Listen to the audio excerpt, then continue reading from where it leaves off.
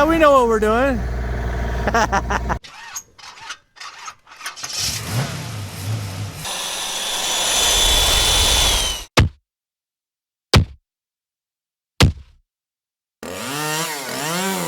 right, everybody, I'm back here on the 64, and a lot of progress has been made. It's been a while since I've done a video on this, and it'll probably be a little while before I do another one. I got a lot of stuff going on, but Eric's been kicking butt, so as usual, let me show you what he has done in my absence.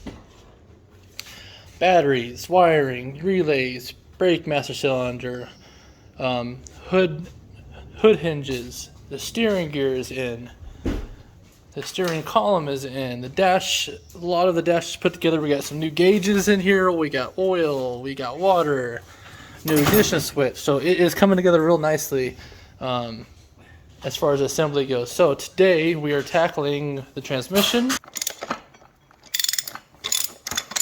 Improvisation. Don't pinch my fingers. I don't even think you need that one. There you go.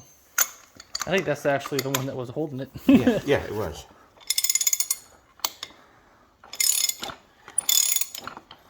Put it back on. Put it back on. Put it back on. People want to see us pull it out.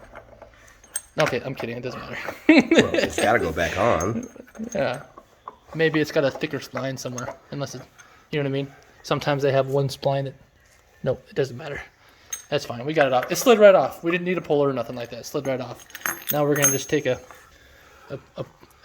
pry bar and just pull the seal out of there. Okay. There you go. Boom. No problem. And that should just go right back in there. If we just find a good socket that'll fit over the top of that and just lightly tap it back in. This should be...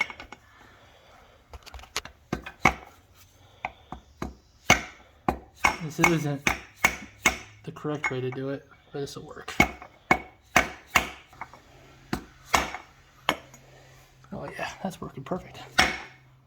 And it bottoms out, it doesn't push it in any further. Boom, it's like a glove. And then we can just push this back in there. Actually, we should probably clean this up before we slide in there. Okay. Right. Then we weren't recording the other time. That's okay. Boom.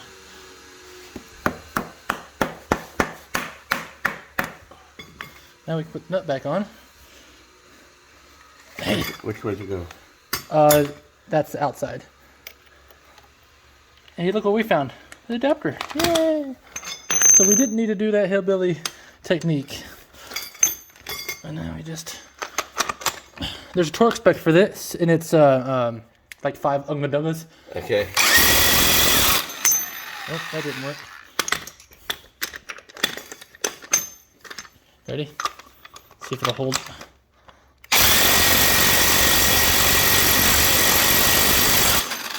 Yeah, that's about right. I heard it click. You heard it click?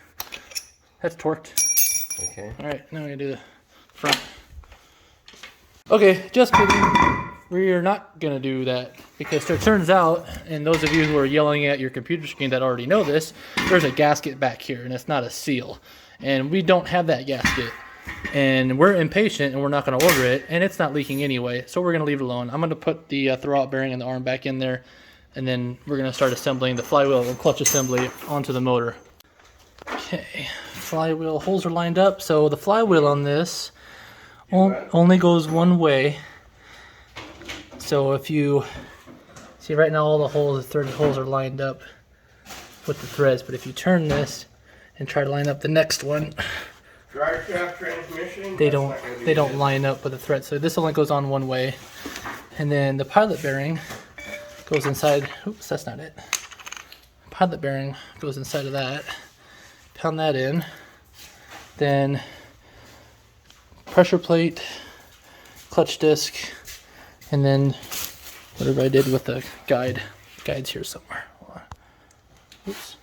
Alright, so got the pilot bearing punched in there. The kit comes with these handy dandy bushing drivers, so that was handy.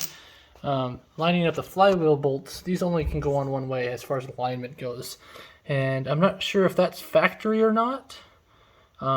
or if the engine rebuilder did that, because we sent this whole thing out with the flywheel on the engine, so the rebuilder could have put those markings there. But there's markings here, and then on the crankshaft there's the, and you can see these, yeah, they are. There's 2 holes right there, line up with these 4, and that's how you line up that.